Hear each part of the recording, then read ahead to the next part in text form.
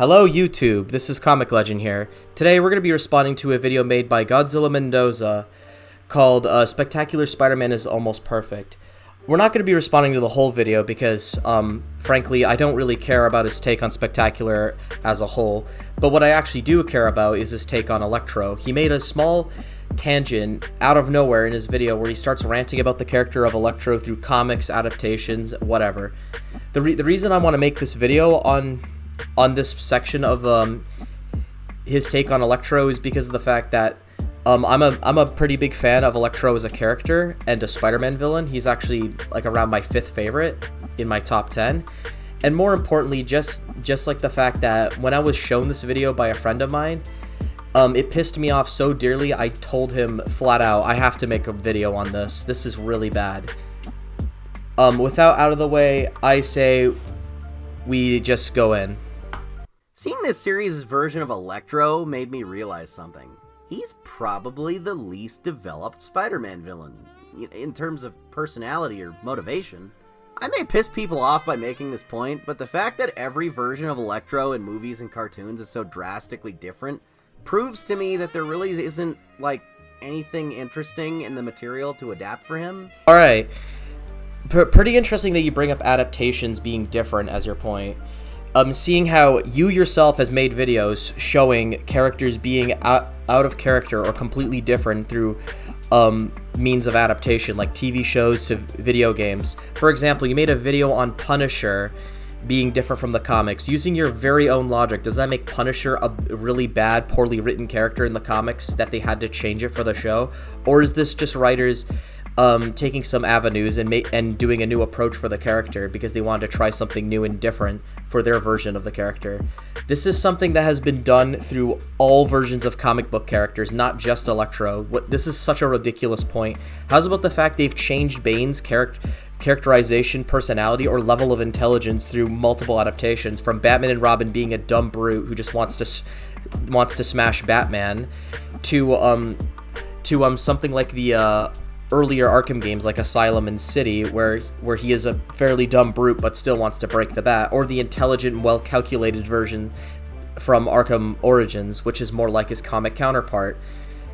Saying that as proof for Electro being a poorly written character in the comics is extremely absurd, especially when we go through other characters that are also known to be like well written or appreciated Spider-Man villains. Villains such as Venom, for example. Venom's motives in TV shows, movies, and even like some video games have like literally shown him to have different motives for hating Spider-Man, different levels of morality, and just flat out different personalities, to being like the brotherly relationship in Spectacular, which is not like the original 616 comics, which you praise in this video, or to the more selfish, cunty version of the character shown in Spider-Man 3. None of these are even faithful to the version that was in the comics, which was shown to be a flawed but sympathetic character. That angle has never really even been explored in adaptations. So I don't know why Electro is somehow proof of being poorly done in the comics or poorly handled, because he's very different through adaptations. This is such a ridiculous argument. He's either the Red Skull's son, or a bullying victim that becomes a metaphor for Columbine, or a guy with a severe sci-fi medical condition that pushes him into this whole Hollow Man bit, or a socially awkward nerd that has severe abandonment issues. Remember in Web of Shadows, that whole I gotta save my sister thing, even though that was a character that was made for that game? At best, in the Ultimate cartoon and the recent game, plus Spider-Man No Way Home a little bit, they all shared this weirdly defined goal of becoming pure energy or something like that, but that's so vague and uninteresting. We have no concept of something like that because it's not real, so we can't, like, understand why he wants that so bad. Alright, so, first of all, you bring up just reasons he gets his powers being different. Like the fact that sometimes his powers give him different kinds of abilities in different versions of TV shows and adaptations. So to address that point, what about the times where Venom is either a alien symbiote or a science experiment, or the times where the Goblin formula is either a freak accident or an intentional experiment? Like, changing the means of how a villain gets their powers has nothing to do on faithfulness on the characters, and that has nothing to do on the character being vastly changed. That's utterly ridiculous. How's about we bring up like his characterization, motives, or like the theme of what the character of Electro is? For example, the new animated series paints Electro to be a loner kid who can't fit in with everyone, who's treated like a loser and has no friend group. And whenever he tries to join into a friend group, they bully him, shoot him with like paintballs, and he runs away crying. Once he gets his powers, he's spiteful against society and sees everyone like the bullies that mistreated him and put him as an outcast. Man, that sounds very similar to another version of Electro, like The Amazing Spider-Man 2, where it's basically the exact same thing. Outcast loser nerd that's mistreated by society and gets spiteful of it once he gets his powers. The one from the 90s animated series, I would agree, is a vastly different take on the character, but I think most people would agree that take was really uninteresting and garbage, and not really like trying to be a good version of Electro. And the one in Spectacular, I'll admit, is completely different from the comics, being more about like wanting to cure himself from his powers and wanting to go back to a normal life, which is not how the comics handled it.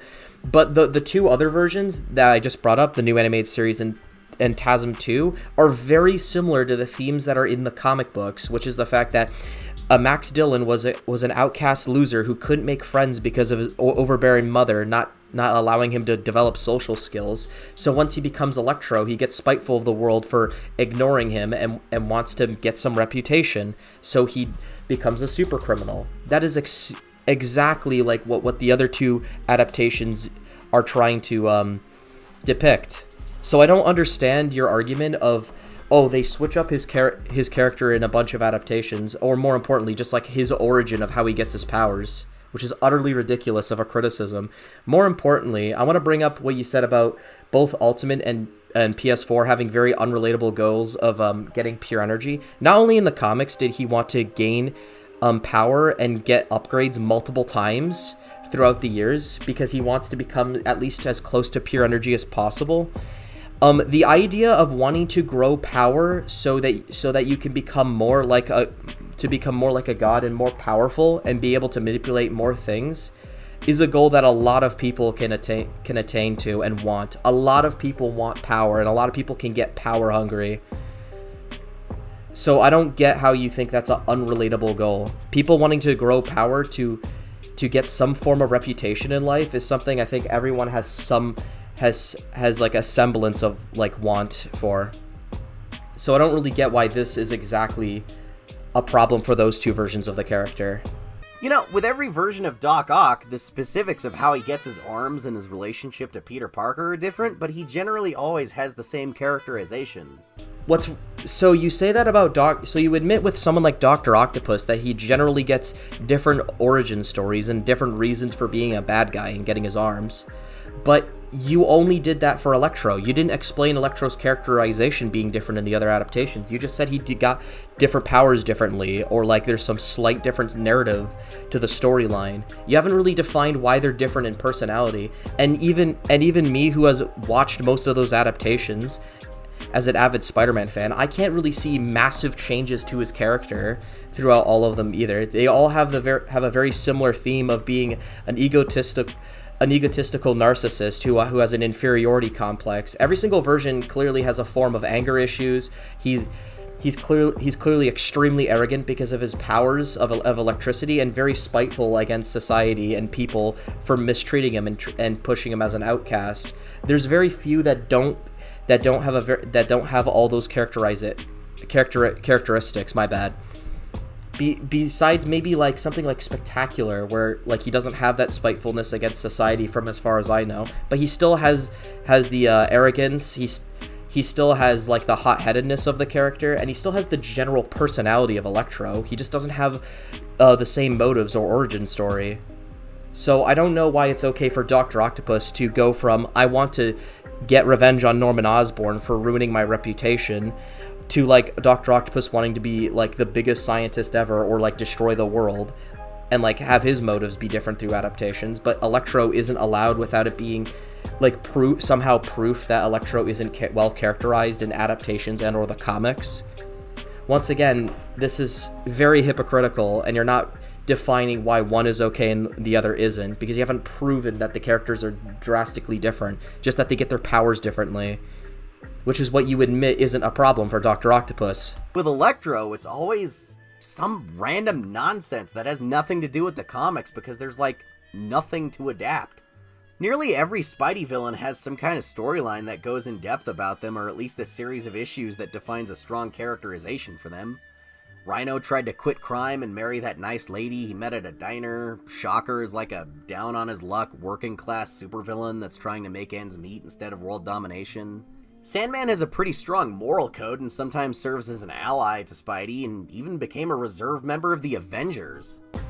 Alright, so for this point, first you bring up that there's not many stories that define Electro's character, and then you use examples of other supervillains like having defining personalities, motives, or whatever. So, for that, what I would actually recommend to you is multiple issues and multiple storylines of Electro.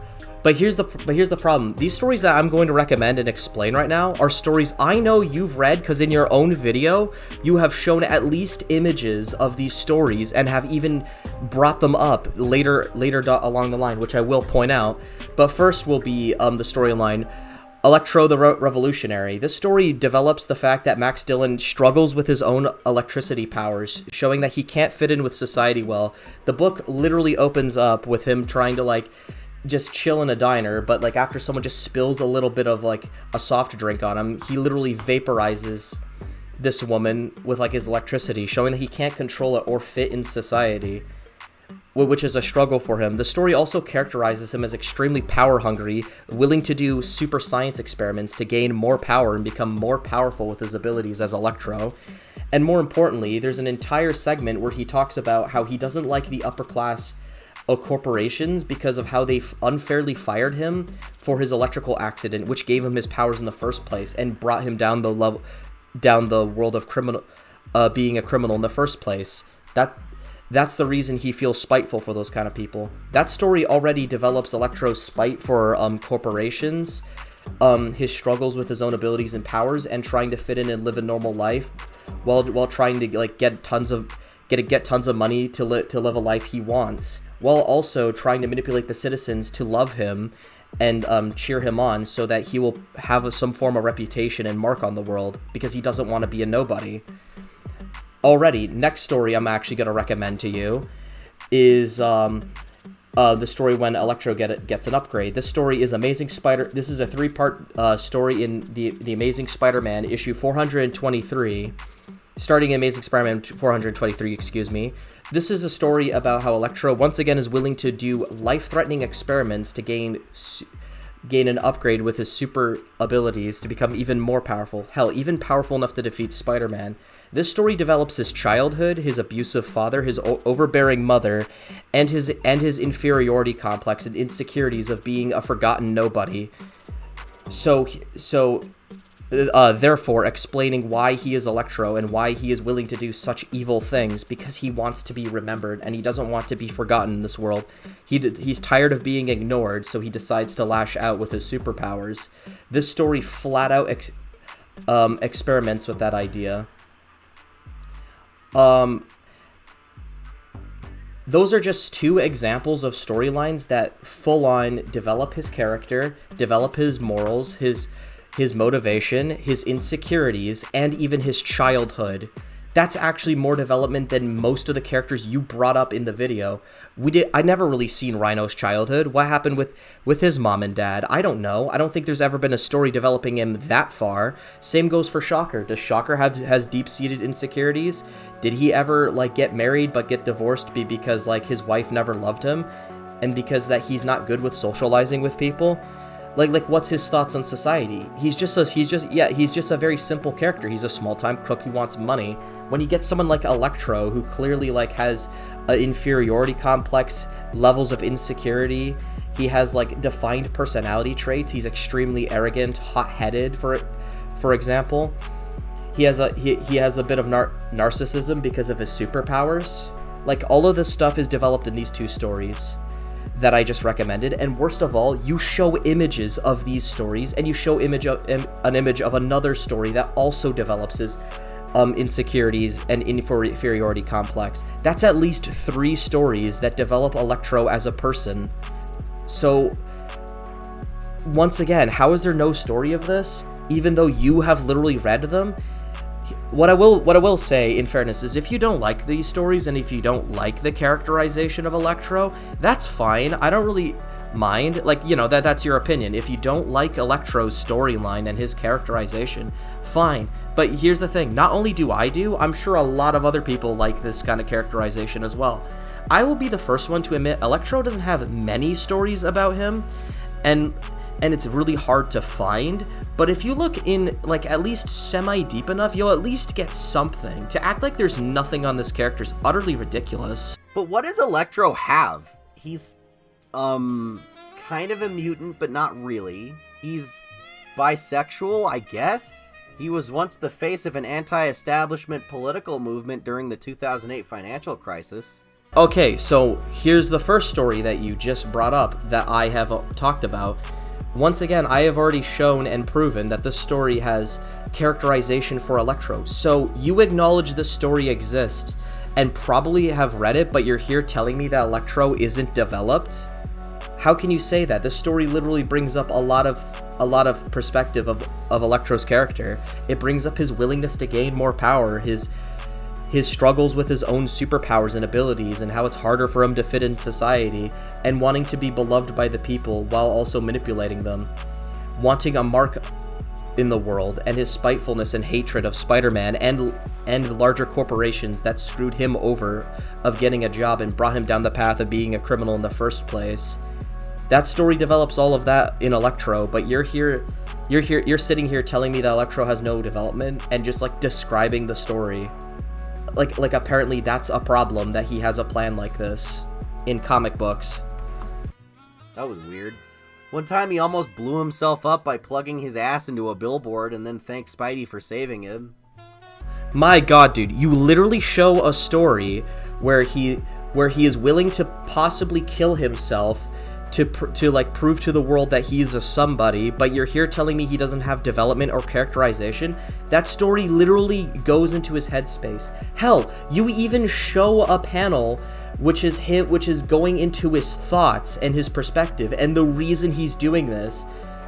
Hell, himself here, up by plugging his ass into a... Here, I'll literally read out the goddamn panel that you just showed to your audience right now. This is from Electro, by the way. I'm aiming for the stars, live or die. Once they get a load of me up here, no one's ever gonna forget Max Dillon. Okay, got the harness on. Now all I've got to do is plug it into the sign. He is literally explaining his motives and his reason for being a bad guy and what he's doing in this story, and like literally characterizing him right there. If this is a story you read, you are either lying to your audience or you just don't know how to read at this point. This is ridiculous. How can you tell me Electro doesn't have that much characterization or is this very flat character and all that when you yourself literally show a panel that shows characterization of Electro in your own video? Maybe there's like a really good single issue Electro story in an anthology book that I missed, but I think he like kind of sucks actually now that I think about it this way.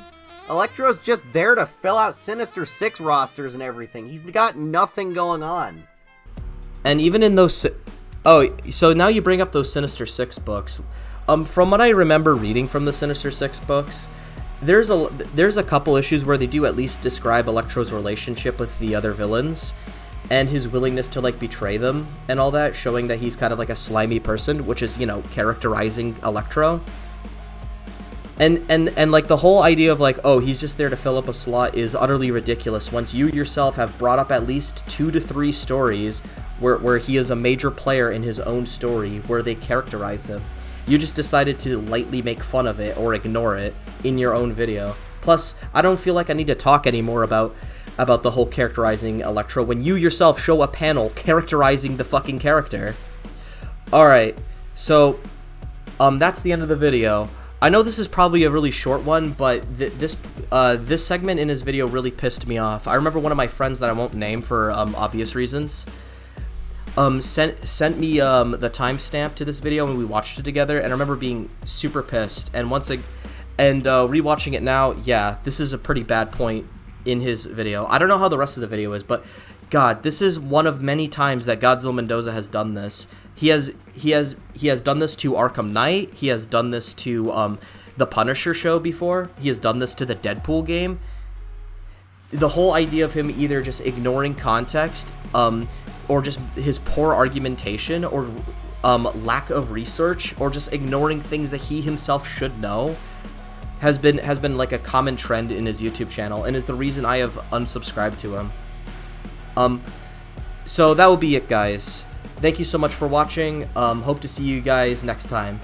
Peace.